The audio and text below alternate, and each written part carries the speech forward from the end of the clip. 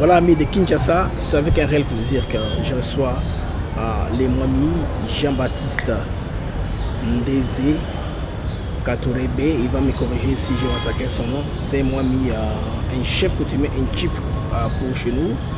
Sa contrée, c'est va être en difficulté avec les questions de sécurité. Il est pratiquement, je vais dire, en refuge à Kinshasa, alors d'être en lieu place dans son siège pour administrer à la vie quotidienne de ses citoyens. Bonjour Mwami. Bonjour monsieur le journaliste. Alors, j'ai appris que vous êtes à Kinshasa ici, à refuge. Alors, j'étais très touché par ça. Quand j'ai parlé avec M. Kabasele, cela m'intéressait un peu à vous interviewer. Comment vous trouvez, pendant ce temps, vous trouvez à Kinshasa dans une sorte de refuge? Bon, disons, je suis à Kinshasa depuis le 10 février, suite à la persistance de la situation d'insécurité qui a d'abord débuté dans mon entité, à Rutshuru, et progressivement, ça s'est rapproché, on va dire, dangereusement de Goma. Alors, nous sommes des autorités coutumières, des civils. Lorsque notre sécurité est menacée, il est préférable de s'éloigner par mesure de prudence et attendre que la situation se calme. C'est un peu la raison qui m'a amené à Kinshasa. Et donc je profitais aussi de ce déplacement à Kinshasa pour entamer beaucoup de démarches administratives en rapport avec notre entité, en rapport avec ma situation personnelle, en rapport avec le plan de développement des 145 territoires. Enfin bon, il y a beaucoup de choses à faire, même en étant loin de sa base. Mais étant loin de sa base, certes, ok, vous avez entrepris cette démarche pour aider votre base. Comment la situation est sur place là au niveau de votre coin que vous risquez? Je sais que vous êtes ce qu'on appelle les Banabouches, n'est-ce pas? Oui, c'est ça. Dans quel canton exactement? Nous sommes dans le territoire de Rutshuru, oui. La chefferie du Bouicha, qui se trouve au nord de Goma, juste sur la route qui remonte vers le Grand Nord, à l'arrière du volcan Nyiragongo. Nous sommes frontaliers du Rwanda et de l'Ouganda. Nous avons les frontières telles que Bunagana, Kitagoma, Munyaga, Ishasha. Donc vraiment, ce sont nos voisins permanents, on va dire. Et mon entité est celle du Bouicha, dans laquelle on appelle ses habitants les Banya Bouicha. Mais si vous regardez ça sous un prisme ethnique, la communauté majoritaire est la communauté Hutu. Et donc je suis de surcroît le Mwami Deba Hutu, bien qu'étant aussi le Mwami de tout habitant du Bouicha. Donc je n'exclus personne. Et si nous devons observer, comme le Congo le souhaite, tout sous un prisme ethnique, vous avez le Mwami Deba Hunde, le Mwami Deba Nande, le Mwami Deba Shi. Donc bon, voilà, moi je suis le Mwami Deba Hutu. Maintenant, qu'est-ce que Mwami intellectuel de son état préfère avoir un titre de chefferie au lieu de professeur d'université, d'être commerçant, d'être entrepreneur, mais vous préférez rester Mwami malgré votre background intellectuel? Pourquoi? Oui, donc c'est-à-dire, vous savez, la vie est parfois faite d'imprévus. Je suis le Mwami actuel. Donc si vous remontez quelques années précédentes, je vous dirais que j'étais de la lignée des chefs coutumiers. C'est-à-dire, mon grand-père était le Mwami Ndeze Rugabo II, Daniel, et puis mon père était le Mwami Ndeze Irivuzu Mwami René, mais je suis le cadet de ma famille, figurez-vous.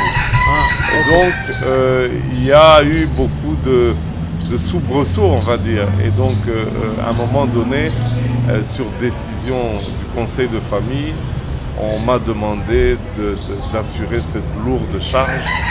Et comme j'avais passé les 10 dernières années de la vie de mon père auprès de lui, oui, c'était vraiment imprégné en moi. Je me suis dit, on va aller tenter le challenge et quand même relever ce défi qui est un défi plus grand qu'un emploi. Je défends les intérêts d'une communauté, les intérêts d'une famille, les acquis de plusieurs générations. C'est un challenge aussi beau qu'une vie politique ou commerçante ou que sais-je encore. C'est vraiment un challenge, effectivement, parce que à vous voir, vous êtes encore jeune, prendre ce genre de responsabilité. Généralement au Congo, quand on voit un chiffre, c'est souvent un vieux là, avec beaucoup de cheveux blancs, avec beaucoup trop d'anecdotes. C'est ça, c'est ça. Alors, chef, je voudrais un peu que vous puissiez nous dire comment est-ce que vous avez perçu la décision du gouvernement congolais d'installer l'état de siège là au niveau de votre province d'origine. Ok, la décision, c'est une ordonnance présidentielle, donc je pense que ce n'est pas nécessairement le gouvernement, c'est une décision du chef de l'État. Oui. La décision, je pense avoir fait une vidéo et pour féliciter cette décision du chef de l'État à ce moment bien précis, c'était nécessaire.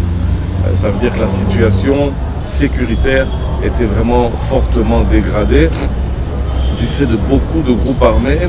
Il commençait à renaître des tensions intercommunautaires et l'état de siège a apporté des bonnes choses.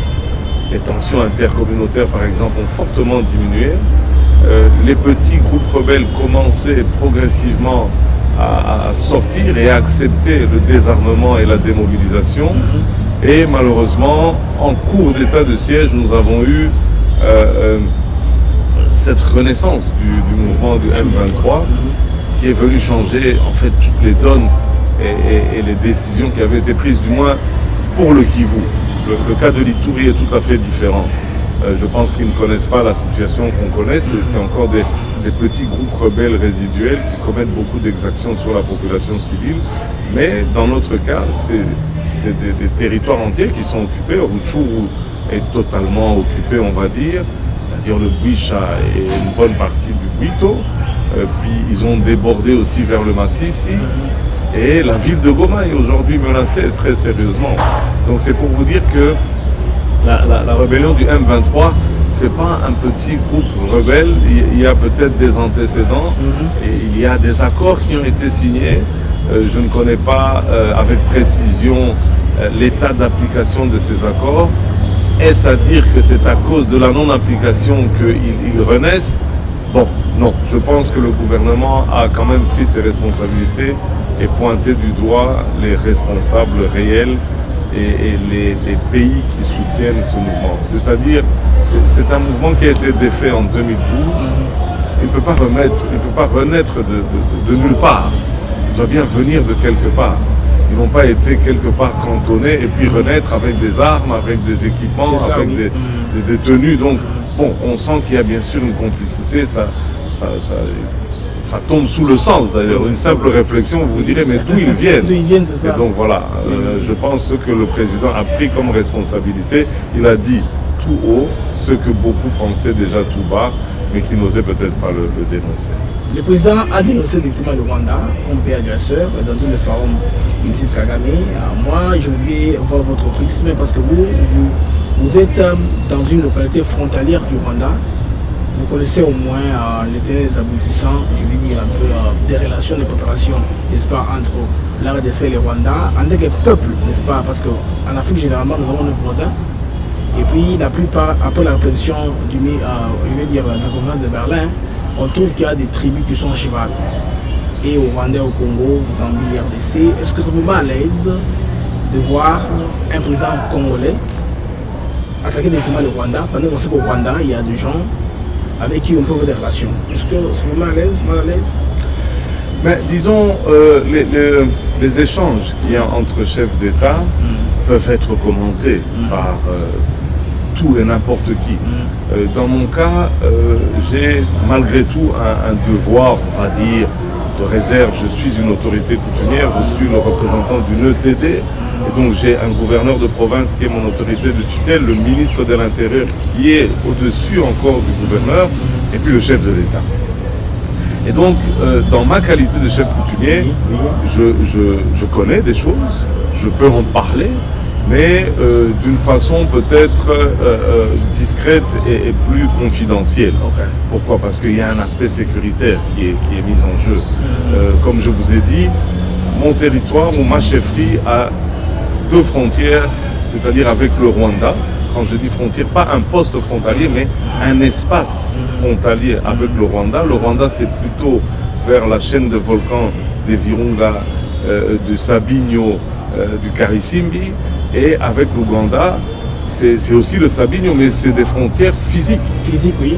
Vous prenez la frontière de Bunagana, les camions qui viennent d'Afrique par terre. Vous passez par route. Vous prenez la frontière de Muniaga, il y a un poste frontalier. Vous prenez la frontière de Kitagoma, vous prenez la frontière de Ishasha, il y a des barrières, il y a la DGDA, il y a la DGM qui sont là en permanence.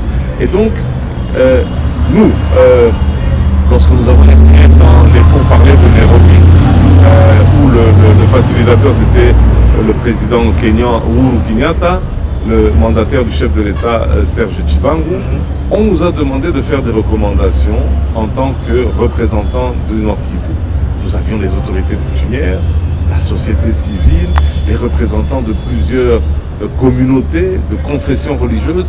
Donc on a donné nos recommandations. Parmi nos recommandations, on a dit clairement qu'on ne souhaitait pas, parmi les forces de East African Community qui vont venir épauler le Congo, on ne voulait pas ni du Rwanda ni de l'Ouganda. Pourquoi?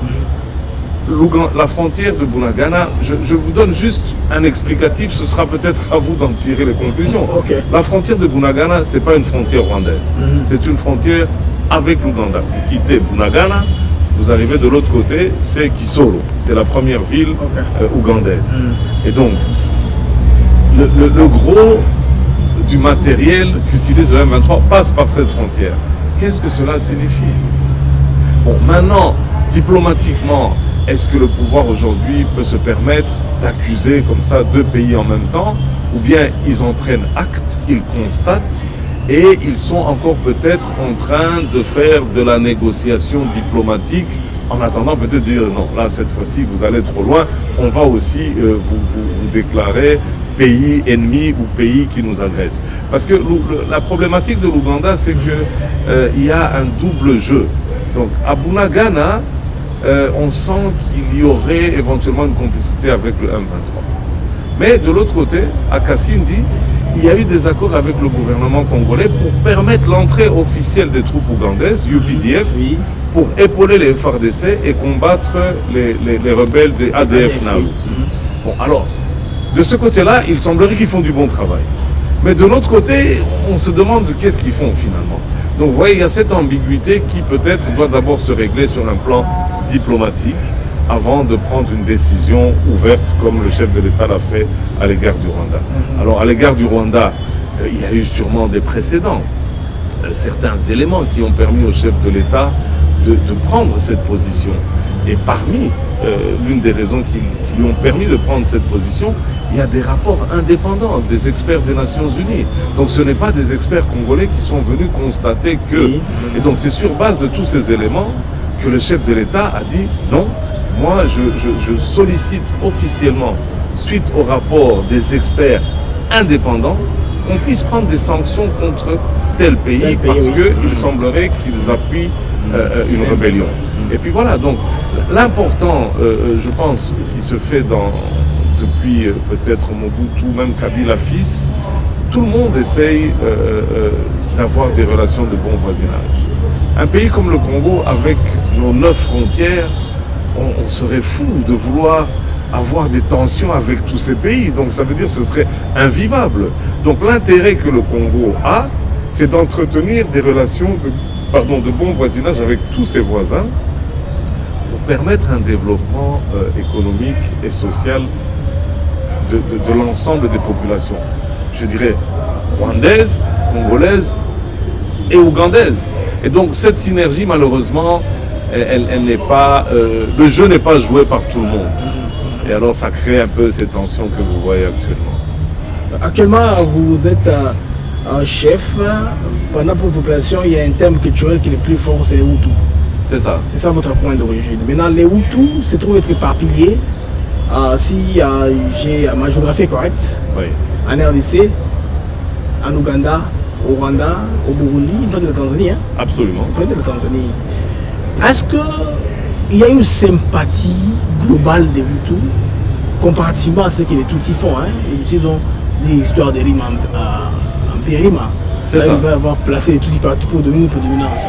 Expliquez-moi un peu pour les Hutus, c'est une question qu'on ne connaît pas trop. Ça pourrait aider un Congolais à comprendre son frère Hutu. D'ailleurs, Hutu, c'est Bantou. C'est ça. C'est un concept que tu connais qu'on a gardé par rapport à l'histoire de la migration. Absolument. On va s'appeler comme Hutu. Comme ça, on est Bantou, tout à fait. Absolument. Est-ce qu'il y a une solidarité, il y a cette volonté-là de vouloir se grouper ensemble les Hutus de tous les Mais disons, c'est pas nécessairement une volonté, c'est un état de fait. Donc ça veut dire, je ne sais pas si vous avez, par exemple, si vous vivez aux États-Unis, vous êtes d'origine congolaise, si vous êtes habitué là où vous habitez à écouter que l'anglais, English, bla bla bla bla bla, et si un beau jour vous êtes dans un supermarché, vous entendez dans le rayon d'à côté quelqu'un qui parle lingala, ça va vous interpeller, que vous le vouliez ou pas. Vous allez vouloir savoir c'est qui. Je ne savais pas qu'on était avec d'autres compatriotes, qui soient de Kinshasa, de Goma, de Kikwit ou même du Bandundu, je ne sais pas. Si vous entendez cette langue-là, vous allez réagir.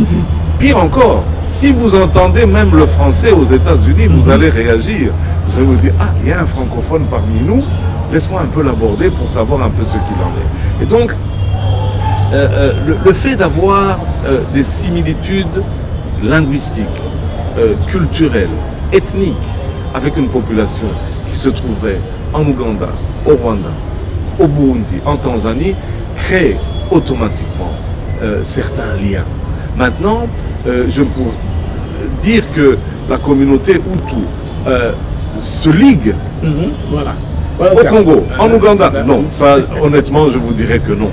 Je vous dirais même pire. Même entre nous, parfois, on a des dissensions. On dit, ah, moi, je suis de tel coin de la chefferie. La langue, pourtant la même. Les intonations sont différentes si vous êtes, par exemple, à Ishasha ou si vous êtes à Rugari. Ils vont se reconnaître comme « Ah, moi je suis Munyarugari », l'autre va dire Munyabinza. Et donc, rien qu'avec l'intonation ou certains mots qu'ils utilisent d'une certaine façon. Alors, bien sûr, maintenant, avec toutes les synergies qui se passent dans la région, on sent depuis, on va dire peut-être même les années 60, ou en tout cas ça s'est déjà écrit, ces ambitions de l'empire Hima-Tutsi de créer, de recréer, ou de créer, je ne sais pas si c'est recréer, parce que je n'ai jamais entendu d'un empire Hima-Tutsi qui regrouperait, on va dire, les Banyankore de l'Ouganda, les Batoro de l'Ouganda, qui sont le pendant des Bahema du côté de Bunia, qui auraient des accointances avec, on va dire, la communauté Tutsi du Rwanda et du Burundi, et peut-être aussi, peut-être il y a une communauté Tutsi en Tanzanie, et il y a une petite communauté Tutsi aussi au Congo, à Rutshuru, nous avons des ressortissants de la communauté Tutsi, à Goma, et le fameux connu, la bataille des Banyamulenge, qui finalement on n'arrive pas trop à savoir ce qu'il en est. Mais ça, je laisse le débat aux grands connaisseurs, ils pourront développer davantage. Mais c'est une réalité. Prenez le cas aujourd'hui, et il s'affirme avec fierté. Notre ministre des TPIR, Alexis Guissaro, son excellence Guissaro, se dit Munyamulenge, il assume. Mais il fait son job comme citoyen congolais. Voilà. Il est ministre congolais. Et donc, bon, voilà, c'est un mérite pour lui de savoir quelles sont ses origines, mais de savoir aussi qu'il s'identifie à une nation congolaise et qu'il doit défendre les intérêts du Congo. Maintenant, si il y a certaines ethnies qui veulent déborder et qui veulent créer une alliance qui serait extraterritoriale, extranationale, bon, je pense que c'est un risque aujourd'hui, en 2023, d'aller dans cette logique-là. Vous voyez, j'ai suivi, pas plus tard qu'hier, une interview d'un politicien congolais, je ne vais pas citer son nom, qui vous expliquait un peu toutes les guerres qu'il y a eu en Europe, notamment entre la France et l'Allemagne. Mais aujourd'hui, ce sont les grands amis dans la grande masse européenne. Alors, le Congo, je pense déjà à l'époque de Mobutu, avait compris cette problématique-là. Je ne sais pas si vous savez qu'il existe par exemple ce qu'on appelle CPEGL, Communauté des Grands Lacs. Oui. Et donc, c'était déjà un début de vous dire, non, écoutez, créons un espace commun. Permettons que les gens aillent et viennent d'un pays à l'autre sans contrainte, mais il faut respecter les règles de tel pays, respecter les règles de tel autre pays. Moi, je me rappelle, lorsque nous étions jeunes, la frontière entre Goma et Gisenyi était ouverte 24 heures sur 24. On allait faire l'ambiance à Gisenyi quand il y avait des bonnes choses et on rentrait après minuit s'il le fallait, sans problème. Mais respecter simplement l'ordre.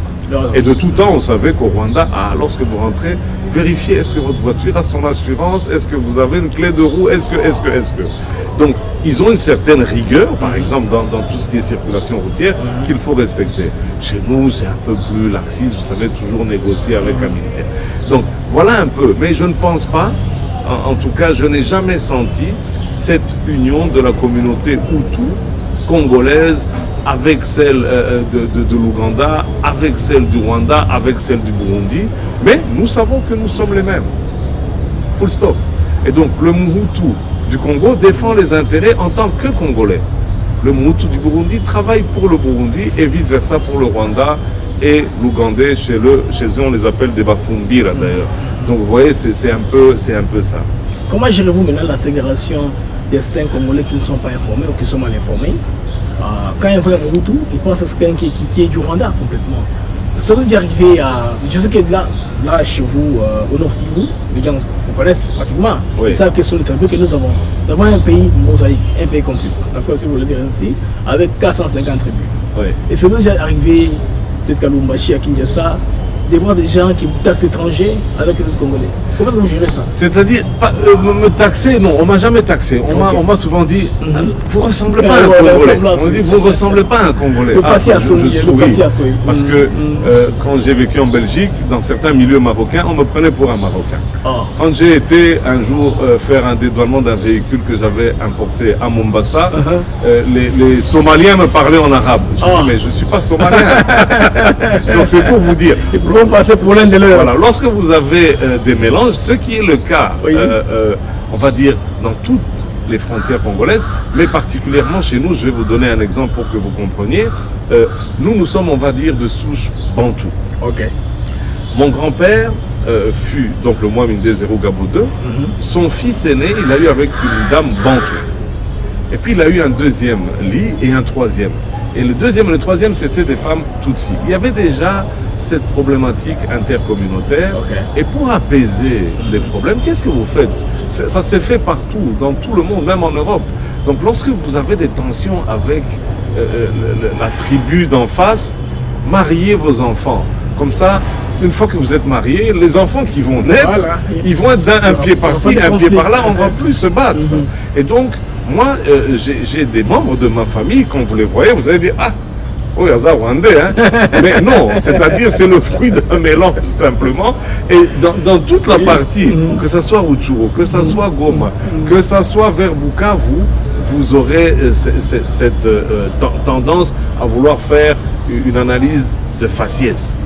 Mais malheureusement, il faut qu'on travaille, absolument. C'est un travail immense. Redonner le sentiment d'une appartenance, non pas ethnique, mais nationale. Je peux être congolais tout en étant petit. Je peux être congolais tout en étant élancé. Et juste une petite anecdote, lorsque les premiers passeports biométriques sont sortis, je vivais en Ouganda. À ce moment-là, je travaillais pour une firme de ciment. Et les premiers passeports, c'était l'ambassadeur, son excellence Jean-Charles Okoto. Et il avait organisé une cérémonie. Et puis j'arrive pour prendre mon passeport et je trouve des... Je pensais que c'était des Soudanais. Mais ils parlaient à Lingala, moi-même je suis resté là, je dis mais c'est pas possible. Et bien voilà, nous avons des traits soudanais. Lorsque vous allez vers Aru, à la frontière avec le Sud-Soudan, vous avez des Congolais. Vous ne pouvez pas savoir que ce sont des Congolais tels qu'on les connaît ici à Kinshasa. Vous aurez l'impression qu'ils viennent du Soudan. Mais pourtant, ils ont ce sentiment d'être Congolais. Moi, j'ai le sentiment d'être Congolais. Je ne me sens ni Ougandais, ni Rwandais, encore moins Burundais. Mon grand-père a participé aux négociations de l'indépendance. Et avant ça, il travaillait pour l'État indépendant du Congo. Donc ça veut dire que nous avons nos souches au Congo. Alors maintenant, il y a un travail, bien sûr, à faire pour que le Congolais de Kinshasa, qui aurait peut-être un esprit confus, puisse comprendre que même si la façon dont il se présente devant toi, tu peux douter. Tu peux douter. Mais donc, alors il y a ce travail qui moi je le comprends, hein, je ne condamne pas les citoyens congolais qui ont parfois cette confusion, mais il faut éviter bien sûr l'amalgame, il faut éviter des préjugés. Et donc, si vous voulez que le calme revienne, il faut prendre juste le temps de bien analyser. Vous pouvez avoir 2-3 faciès qui vous font douter. À vous maintenant de savoir s'ils ont vraiment, comme vous, ce sentiment patriotique d'être congolais. Donc on défend notre patrie congolaise. Et donc, sur ça, je peux peut-être réagir. Je dis non, c'est-à-dire lorsqu'on parle que certaines personnes revendiqueraient des terres, mais je dis, mais quelles sont ces terres? Parce que finalement, moi, je m'interroge, je dis, ah, c'est mon territoire, c'est ma chefferie qui est occupée. Peut-être que c'est ma chefferie qui sont en train de dire que ça leur appartenait. Mais alors, il faut m'amener des éléments. Or, j'ai participé dernièrement à une conférence, ou en tout cas un vernissage d'un livre du professeur Chibangu, qui sera d'ailleurs présent lors du colloque, où il donne clairement les explications, preuve à l'appui, de comment ont été érigées les frontières congolaises. Alors, c'est très dangereux aujourd'hui de remettre en cause des frontières héritées de, on va dire, la colonisation. Et alors, je profite aussi peut-être pour rectifier. Dernièrement, il y a eu une déclaration du chef de l'État kényan. Oui, Uhuru Kenyatta, oui. Ruto, William Ruto. Et on a redonné aussi une intervention de Uhuru Kenyatta il y a quelques années. Et il disait, voilà, nous avons hérité des frontières coloniales qui ne tenaient pas compte des populations, et donc il faudrait ouvrir. Mais les gens, dans le contexte actuel, ça fait peur. Vous dites, ah, c'est la fameuse balkanisation. Voilà. Mais celui qui m'a envoyé ça, c'est mon frère. Et puis, moi, je lui ai dit, moi, je n'ai pas compris ça comme ça. Moi, j'ai compris ça comme un pays qui a une avancée énorme par rapport à nous sur le plan économique industriel, et qui, en fait, cherche des débouchés. N'ont plus envie qu'il y ait des contraintes de barrières. Pour eux, il faudrait ouvrir pour qu'ils nous inondent. Ils vont nous inonder de leur marché. Et donc, là, je pourrais me dire, non, moi je suis aussi d'accord pour éventuellement qu'on fasse l'Union africaine sans frontières, mais il faut mettre quelques règles au départ. Voilà. On est affaibli aujourd'hui. C'est peut-être la cause de certaines initiatives de nos pays voisins, et c'est à ce moment-là qu'ils veulent qu'on ouvre. Je dis non, on n'est pas encore prêt. Voilà. Attendons, il y a certains préalables. Aidez-nous peut-être à stabiliser notre pays, aidez-nous à ce que les infrastructures soient bien évoluées, que nous aussi nous ayons une petite avancée, et puis mettons des règles. Et ouvrons maintenant les frontières. Alors, quand il m'a envoyé cette vidéo du président Ruto et de Uhuru Kenyatta, je lui ai renvoyé une vidéo de Mwansemi, qui était député à l'époque de Vital Kamerhe. Et je peux vous l'envoyer. Et il dit exactement la même chose. Il dit, lui, il le dit même avec un peu d'humour. Il dit, voilà, pendant qu'il traçait les frontières, à tel village dans le Bas-Congo, cette frontière est passée dans un cimetière. Et il est passé au-dessus d'une tombe d'un chef coutumier, et sa tête s'est retrouvée au Congo, Zaïre, et de l'autre côté, Congo-Brazza. Donc c'était pour dire, vous voyez un peu cette aberration. Donc lui aussi faisait un militantisme pour qu'on ouvre les frontières. Et je pense que le Congo est un pays qui ne doit pas être... Il ne faut pas parler de balkanisation. D'ailleurs, je ne pense pas qu'ils y arrivent. Personne ne le veut. J'ai suivi une déclaration de l'ancien président sud-africain. Vous savez, actuellement, il y a un sommet de BRICS qui va avoir l'Afrique du Sud. Oui. Il y a des journalistes qui posent des questions aux politiciens, dont le parti au pouvoir, l'opposition avec Malema. Mais il y a Thabo qui, personnellement, il a rejeté les désordres qu'il y a à l'est de la République par le fait que Mobutu a refusé d'intégrer la vague de réfugiés qui a traversé venant du Rwanda à cause du conflit. Vous pensez que Thabo a raison? Le fait que Mobutu avait refusé d'intégrer? Oui, d'intégrer, de leur donner, je sais pas moi, la nationalité, les restes des Congolais qui sont venus après ont refusé d'intégrer. C'est déjà là, c'est même la cause. Voilà. Selon Thabo Mbeki, je pense que... Intégrer, ne focalisons pas sur le Rwanda. Intégrer n'importe qui dans la nation congolaise, s'il peut être utile, c'est pas une mauvaise chose. Prenons votre exemple. Vous m'avez montré votre passeport. Par curiosité, j'ai regardé réfugiés plus profondément dans le Congo pour respecter les lois internationales d'éloignement des réfugiés. Surtout que les réfugiés rwandais qui sont rentrés en 1994 sont rentrés avec armes, munitions, tout. Ils sont rentrés vraiment, on a ouvert les portes. Et donc vous voyez un peu le danger que ça représentait pour le nouveau pouvoir qui venait de conquérir le Rwanda. Donc il y avait une menace.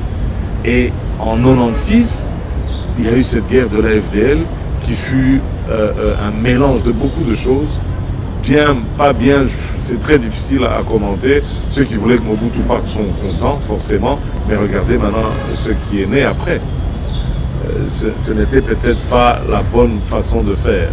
Et donc voilà, nous sommes nés dans le mobutisme. Il y avait beaucoup de bonnes choses. Finalement, quand on regarde un peu ce que l'on vit aujourd'hui, donc il ne faut pas non plus jeter la pierre sur ceux qui dirigent à un moment ou à un autre. Il faut plutôt apporter des remarques constructives pour rectifier. Les erreurs, il y en a. Tout le monde en fait. Mais il faut accepter qu'il y ait cette démocratie que l'on vit aujourd'hui et donc permettre aux gens de pouvoir poser des actes et on va juger après. Le président actuel fait un travail honnêtement incroyable. Vous me direz peut-être d'ici 5 ans, j'espère vraiment qu'il va peut-être prolonger son mandat une deuxième fois pour qu'on sache maintenant, montrez-nous de quoi vous êtes capable.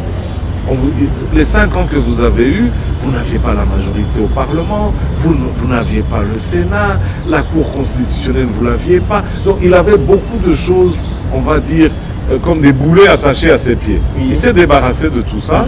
Maintenant, la façon dont ça se présente, en tout cas j'espère que les acteurs politiques de l'UDPS et alliés, donc ça veut dire la fameuse union sacrée, va comprendre les enjeux. Mais on les attend dans 5 ans pour savoir, messieurs, qu'est-ce que vous avez fait? On voudrait voir des résultats. Donc moi, par exemple, quand je suis à Kinshasa, je suis étonné par la salubrité, c'est incroyable. Kinshasa est très simple. Je suis parfois choqué de voir comment les gens souffrent pour se déplacer. Donc, vous voyez des marées humaines qui viennent de la Gombe. Au début, j'ai cru qu'il y avait des manifestations. J'ai dit, mais qu'est-ce qui se passe? On me dit, non. Ils rentrent chez eux. Je dis, mais comment? À pied? On me dit, oui. Donc, il y a tellement... Donc, rien n'est fait pour faciliter la mobilité des gens. Et imaginez-vous, si vous devez quitter à pied la Gombe pour aller à Massina ou je ne sais pas encore plus loin, et que vous arrivez chez vous à 22h, vous avez une vie de famille, les enfants, vous voyez, ça détricote un peu tout le tissu social. Et donc, moi, je suis curieux de voir comment le pouvoir en place aujourd'hui va pouvoir travailler pour apporter des résultats palpables d'ici 5 ans. Et peut-être qu'après ce sera encore eux, on ne sait jamais. Il y aura un autre leader qui va sortir de l'UDPS et qui va nous prolonger le boulot. Et puis, pourquoi pas? L'important, c'est que la nation congolaise puisse évoluer et que ça puisse avoir un impact sur la vie quotidienne des habitants. Alors, quand vous parlez réélection, certains de vos territoires n'ont pas eu d'enrôlement. Est-ce qu'il est acceptable pour vous d'aller comme ça sans que certains de vos administrés ne puissent pas s'enrôler et ne participer aux élections? De prime abord, je vous dirais non, c'est pas acceptable. Pourquoi? Parce que l'une des responsabilités de l'État, c'était d'assurer la sécurité sur toute l'étendue de la République pour pouvoir permettre à tout citoyen de s'enrôler et de choisir son représentant au niveau du palais du peuple. La population est la première, si vous voulez, c'est le souverain premier, comme on dit. Et donc, c'est à eux de choisir leurs représentants. Aujourd'hui, Rutshuru n'est pas enrôlé, Masisi n'est pas enrôlé. Quand je dis Rutshuru, c'est Buisha et Bito. Dans le Buisha, on est plus d'1 million d'habitants. Tous n'ont pas la capacité de s'enrôler, les jeunes enfants et tout ça. On va dire peut-être 400 000 ou 300 000 pouvaient s'enrôler. Dans le Bito, peut-être la même chose. Dans le Masisi, peut-être la même chose. Donc, il y a 1 million de Congolais qui vont être mis en marge du jeu politique et démocratique qui est en train de se mettre en place. Normalement, ce n'est pas normal. J'ai été, il y a 2-3 semaines, invité par un bureau d'audit externe qui est venu vérifier les fichiers électoraux. Moi, je leur ai posé cette question. J'ai dit, ok, un fichier électoral, c'est pour permettre qu'il y ait des élections. Moi, mon entité n'a pas pu s'enrôler. Qu'en est-il? Va-t-on nous laisser en marge de la République? Et ça ressemble fort à se dire, ah, en fait, ils sont en train de couper. On les a abandonnés. C'est ce qui se dit. On se dit, ah, mais finalement, cette fameuse balkanisation, c'est peut-être ça. Donc ça veut dire, on fait nos élections, mais eux ne sont pas dedans. Donc on crée une zone no man's land, comme on dit. Hein. Nous, on est là-bas et le reste du pays est de l'autre côté. Et c'est dommage. Alors je sais pas, je sais que dans la loi qui a été votée au Parlement, ils ont maintenu les sièges, tels que 2018, donc 7 sièges pour les provinciales, je pense 7 pour les nationales aussi, et Massis, ça doit être la même chose. C'est maintenu. Bon, mais supposons maintenant que la guerre dure encore 2-3 ans. Ces 7 sièges vont être occupés par qui? C'est ça le problème. Et donc ça va toujours apporter un déséquilibre, si petit soit-il. Hein. Bon, c'est vrai que si vous prenez, on va dire, une vingtaine de députés sur 500, je pense qu'ils sont, ça semble être très peu. Mais c'est nous dire, oui, bon, vous ne représentez pas grand-chose, donc on peut avancer sans vous. Mais c'est très dangereux. Ça crée des frustrations, ça crée des mouvements. Oui, donc moi, je ne sais pas maintenant, comment le gouvernement, le président et bien sûr la CENI va jouer tout ça. Mais la CENI nous dit, nous sommes prêts à y aller si les conditions sécuritaires sont réunies. Donc maintenant, je laisse un peu ce travail de cogitation au Parlement, au Sénat et aux autorités compétentes. Si le Parlement a déjà clôturé la session, les lois étant votées, nous espérons seulement qu'on puisse rétablir la paix parce que déjà, l'enrôlement est en train d'avoir cours à Komouts, là, pas d'enrôlement, c'est en train d'avoir lieu.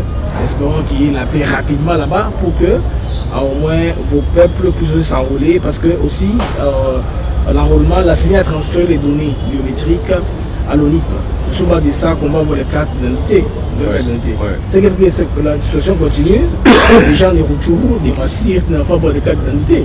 Ou carrément se déplacer à de très longues distances à Goma pour avoir les cartes d'identité. C'est très compliqué humainement et c'est fatigant. C'est pour cela le souhait et celui-là. Maintenant, quelle est votre proposition pour parfaire l'état des choses actuelles? Parlons de l'état des sièges. Quelle est votre proposition pour parfaire les choses? Alors, comme je vous ai dit, faire le climat pour que tout aille bien, pour que tout le monde se retrouve. Comme je vous ai dit, la décision de l'état de siège était une décision très bonne, très courageuse et qui, à ce moment-là, avait toute sa pertinence. Maintenant, la mise en application de l'état de siège semble avoir été mal pensée, mal organisée. L'implémentation a été très mal organisée. Donc, le temps que l'état de siège se mette en place, il y a eu plusieurs mois. Je pense entre la signature de l'ordonnance, je pense que c'est le 5 mai 2021, et l'arrivée par exemple à Rutshuru de l'administrateur du territoire, il a pris 2 mois. Et vous voyez, il y a eu cette flottaison dans un état de guerre, ou ben, pas de guerre, pardon, où vous êtes dans des groupes armés, donc d'insécurité généralisée. Vous n'attendez pas 2 mois pour mettre en place un administrateur. Ouais, ça c'est vrai. Certains aspects logistiques avaient été mal organisés. Peu de véhicules ou pas suffisamment pour déplacer les troupes. Pour avoir les rations des militaires, c'était un problème.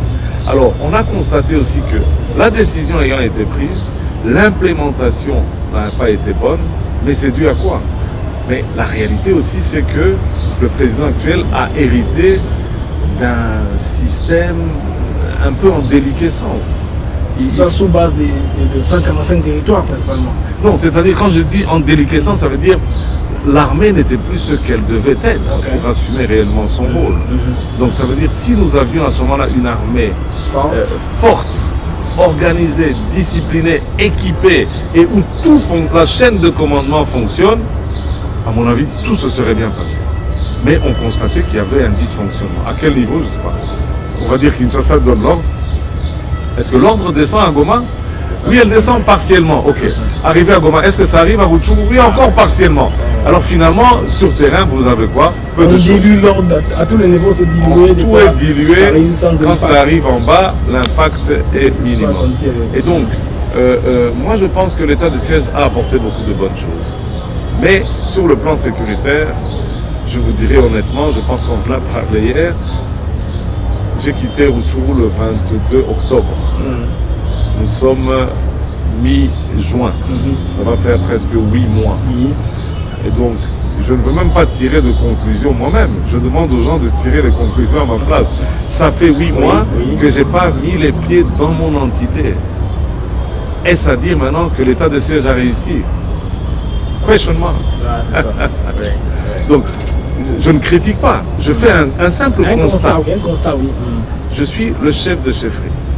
J'ai ma population en partie étirée en Ouganda, à Goma, éparpillée peut-être vers le Grand Nord. Et moi-même, j'étais à Goma. Et puis de Goma, je me suis retrouvé à Kinshasa. Qu'est-ce qu'il faut en tirer comme conclusion? Il ne faut pas trop... Il y a eu plusieurs missions parlementaires d'évaluation, même avec des ministres, je pense. La dernière, le Premier ministre s'est déplacé lui-même avec une forte équipe pour évaluer l'état de siège. Mais le constat apparemment n'est pas très bon. Le constat n'est pas très bon. Lorsque un commandant ne maîtrise pas l'effectif de toutes les troupes, c'est qu'il y a un problème. Lorsqu'un commandant n'est pas en mesure, moi, de m'assurer ma sécurité, j'estime qu'il y a un problème. Maintenant, quelles sont les mesures à prendre? Vraiment, je laisse ça au... Si on m'implique, moi je peux donner mon avis, mais je dois être dans des commissions bien particulières et que ça ne doit pas être que ma seule voix. Je dois dire, écoutez, moi j'estime qu'il faut faire ça. Mais j'ai entendu parler d'un Monyaboucha, à toi que je respecte beaucoup. Il me dit, mais le gouverneur militaire finalement, il a une avenue à son nom. Vous trouvez c'est normal qu'une avenue soit dédiée au nom du gouverneur militaire? Non. C'est pas ça aussi qui vous frustre quelque part aussi, parce que vous étant originaire du coin, une avenue si imposante principale, finalement, on donne le nom au gouverneur militaire. Alors, bon, bien sûr, il y a une avenue. Ça s'appelait l'avenue du port. Maintenant, ça s'appelle l'avenue, et il y a même un rond-point avec un petit monument, avenue Constant Dima Kongba. Bon, ceux qui ont fait ça, aucune idée. Okay. Mais ce que je peux vous dire, par exemple, c'est un constat aussi à Goma. Okay. Il n'y a pas que le général Ndima qui a des avenues à son nom. Vous avez des personnalités politiques, vous avez des opérateurs économiques. Et donc, c'est à se demander si on a même compris à quoi sert le nom d'une rue. Le nom d'une rue, à ma connaissance, on donne ça à titre posthume. Okay. On peut donner aujourd'hui avenue Maréchal Mobutu, avenue Patrice Lumumba, avenue Mamadou Ndala, qui était un militaire qui a fait beaucoup de choses appréciées par les Kivusiens. Mais aujourd'hui, vous avez avenue Constant Dima, vous avez avenue Eugène Seroufouli, vous avez avenue Kahongia, vous avez des commerçants comme Vani Bichweka, avenue Vani Bichweka, vous avez un monsieur qui a construit un hôpital, avenue Iline Roussi. Donc tout ça, ça vous montre un peu que même les décisions qui doivent être prises pour l'attribution des noms de rue, mais c'est un collège qui doit faire ça. Et effectivement, le général Ndima, gouverneur actuel, aurait été plus sage de refuser cette chose-là. Et s'il constate qu'on l'a fait à son insu, c'est d'annuler cette décision-là. Ce n'est pas normal. Je veux dire, il est général 3 étoiles, nous le respectons beaucoup, mais il est à Goma, il a fait quoi? 2 ans, 2 ans et demi? Moi, ma famille est là depuis plus de 100 ans. Comment ça se fait que moi, Mindez n'a pas de nom d'avenue à Goma? Est-ce que vous savez expliquer ça? Et alors, bon, on ne va pas regarder que moi. Il y a beaucoup d'autres personnes. À l'endroit même où il y a le monument Constant Dima, le rond-point, il y a un opérateur économique très connu à Goma qui s'appelle Albert Ngezayo, qui a été assassiné à cet endroit. Pourquoi ne pas mettre un monument pour commémorer la mort de cet opérateur économique et personnalité, notabilité de Goma? Donc tout ça, c'est des choses quand même qui demandent un peu de sagesse et de bon sens pour quand même qu'on fasse les choses dans l'ordre. C'est pas, si demain je deviens milliardaire, alors je vais exiger qu'on donne le nom. Moi, Mindez Zeka Tourebe. Moi, Mindez Zeka... Attendez, Vous voyez, je préfère même ne pas avoir de nom de mon vivant. Et si j'ai fait quelque chose de bien, que ceux qui vont venir après moi puissent peut-être se commémorer en disant « Ah, on va créer telle chose au nom de telle personne ». Là où je serai, j'en serai très très heureux. Là, moi, j'ai déduit que les dates des sièges étaient bonnes, une bonne décision. C'est ça, l'implémentation ou l'application qui n'a pas été correcte. Des fois, les résultats sur place ne sont pas escomptés. L'attente de la population n'est pas rencontrée. J'ai aussi appris dans certains milieux que sur le plan économique, il lève beaucoup de taxes et impôts, mais la paix n'est pas totalement restaurée. La mission primordiale pour laquelle l'état du siège et le gouvernement militaire ont été envoyés, c'est pour y mettre la paix. Il y a aussi un aspect que j'ai pratiquement oublié, c'est l'aspect contrebande. Ça a aussi aidé la province à garder au moins les minéraux. Parce que comme l'état du siège est là, les minéraux ne traversent plus un des autres comme c'était avant. Le business avec l'establishment au Rwanda et les particuliers au Congo. Parce qu'avant même les députés au niveau de l'Assemblée nationale réclamaient le départ des sièges, comprenaient qu'il y a un manque à gagner sur le plan des affaires. C'est ça. Alors cet aspect des choses-là, comment est-ce qu'on peut pallier à ça? Disons, comme je vous ai dit, sur le plan économique, c'est un fait, c'est une évidence. Autant je vous dis, l'aspect sécuritaire, c'est une évidence. Je fais 8 mois en dehors de mon entité, tirez-en les conclusions. Oui. Est-ce que la sécurité est revenue? Je vous dirais non. Donc dans le cadre sécuritaire, on va dire que c'est un échec. Mais sur le plan économico-social, manifestement, il y a eu quand même des avancées. Donc, il semblerait, moi je n'ai jamais assisté à une réunion qui était l'évaluation de l'état de siège, mais on nous dira que l'état de siège, dans le Nord Kivu, a fait passer les recettes du simple au double. Mais c'est... Donc vous dites, les civils, qu'est-ce qu'ils faisaient? Y avait-il trop de chipotage, des accointances qui s'étaient mises en place pour ne pas permettre à que l'État puisse bénéficier de ses ressources pleinement et donc pouvoir le distribuer, enfin pas distribuer, mais l'utiliser pour le bien-être communautaire. Alors, bizarrement, justement, vous voyez, la fameuse avenue Constant Ndima. Mais depuis que je suis enfant, cette avenue n'a jamais été asphaltée. Maintenant, c'est pas de l'asphalte, c'est des pavés. C'est une belle avenue avec des pavés. Et donc je me dis, il y a eu quand même, on a fait cette route-là, on n'aurait pas dû lui donner ce nom-là peut-être. Mais la route est faite. Elle est faite quand même. Et donc si vous venez à Goma, la voirie, vous allez être vraiment étonné. Ça n'a rien à voir avec Kinshasa. Parfois à Kinshasa, en pleine Gombe, je dis, c'est pas possible. On est à la Gombe ici. Non, à Goma, honnêtement, beaucoup de choses ont été faites. Goma, c'est pas tout le Nord Kivu, mais c'est la capitale du Nord Kivu. Donc, c'est le reflet. Et donc, quand on est à Goma, on se dit non, ça évolue bien. Il y a des entreprises qui ramassent les déchets, la voirie est propre. Aujourd'hui, beaucoup de quartiers sont électrifiés, mieux que Kinshasa. L'eau arrive aussi de plus en plus dans beaucoup de quartiers. On a libéralisé ça. Donc, des acteurs se mettent en place. Et donc, tout ça fait que la vie de Goma, lorsqu'il y avait le calme, était quand même une vie agréable. Et donc, sur ce plan socio-économique, on va dire oui, l'état de siège a fait des progrès. Et forcément, peut-être un meilleur contrôle du secteur minier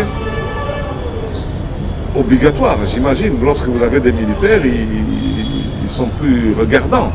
Et donc, avec les tensions qui ont monté, il y a eu des décisions qui ont été prises ici pour démanteler un peu tous ces réseaux non officiels d'exportation des minerais du Congo. Maintenant, il faut attendre de voir quelle sera la suite. Ok, moi, nous sommes arrivés à la veille de notre entretien d'aujourd'hui. Un mot de la fin. Peut-être l'intention du peuple que vous avez laissé dans les Massissi, à Rutshuru ou partout là-bas. Alors, bien sûr, j'envoie chaque fois que j'ai l'occasion un message d'espoir.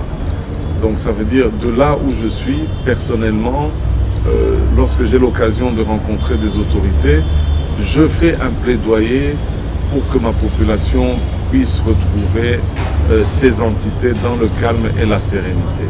Et donc le message d'espoir, un message de résilience, bien sûr c'est à eux au premier que je peux m'adresser, et qu'ils sachent que ce qui est mis malgré tout en place, malgré les apparences, on ne voit pas tout malheureusement, mais l'autorité n'est pas aussi contraint de tout nous dévoiler. Il y a des aspects sécuritaires dont vous ne pouvez pas parler.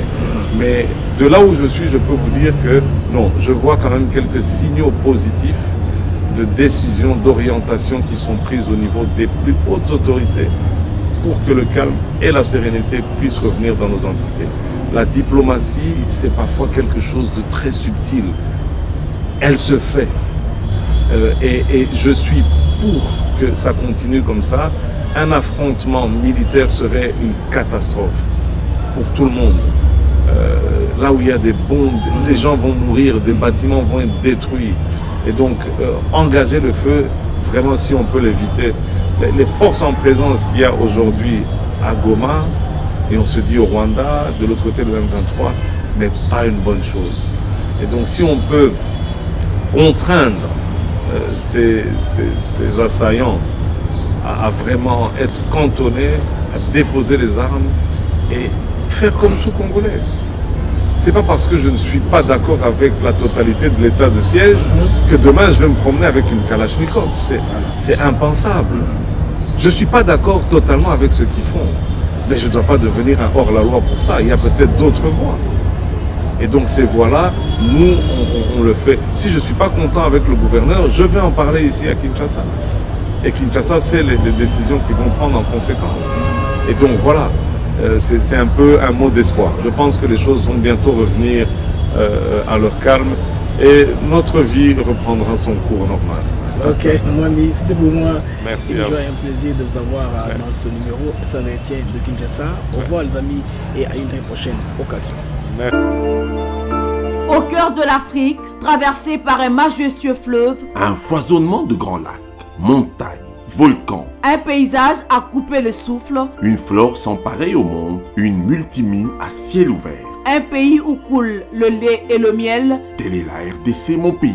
Notre patrimoine commun et notre héritage. Voilà pourquoi il exaspère et suscite envie et convoitise. On aime le Congo et pas les Congolais. C'est que l'Afrique doit savoir que tant que son cœur, qui est sa gâchette, sera malade, alors tout le continent ne se remettra pas debout. Hier, la quête du caoutchouc nous a valu l'amputation des mains. Jusqu'à 1300 mains coupées en une journée. Sans parler de travaux forcés que seule la mort arrêtait. Non, non. Même encore aujourd'hui, cet holocauste si lointain et à peine croyable pour nous est devenu notre lot quotidien. Les tapis rouges du monde entier sont déroulés au pied de l'auteur de ces crimes autorisés et impunis. Voilà bientôt 30 ans que ça dure. Assez, c'est assez. Salus Patria, Suprême Alex. Les saluts de la patrie, c'est la loi suprême. Congolaises et Congolais, l'heure est arrivée de s'interroger, réfléchir et fixer les causes, les origines, notre part de responsabilité, identifier les parrains et les complices internes et externes.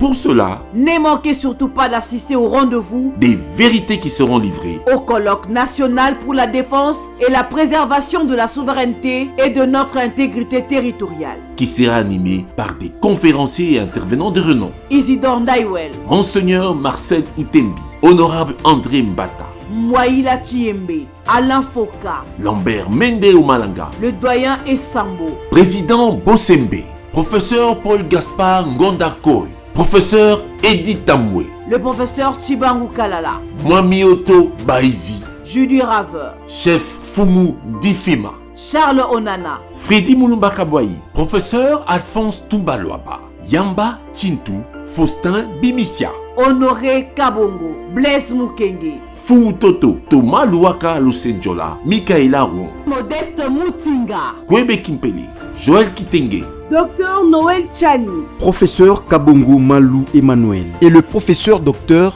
Jacques Njoli.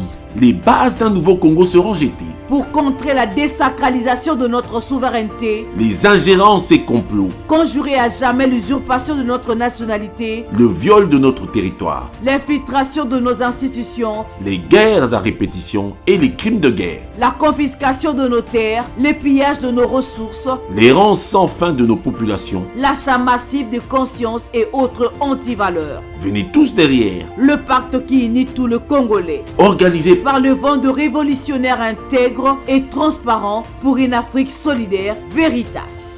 Une initiative citoyenne. Pour tout contact.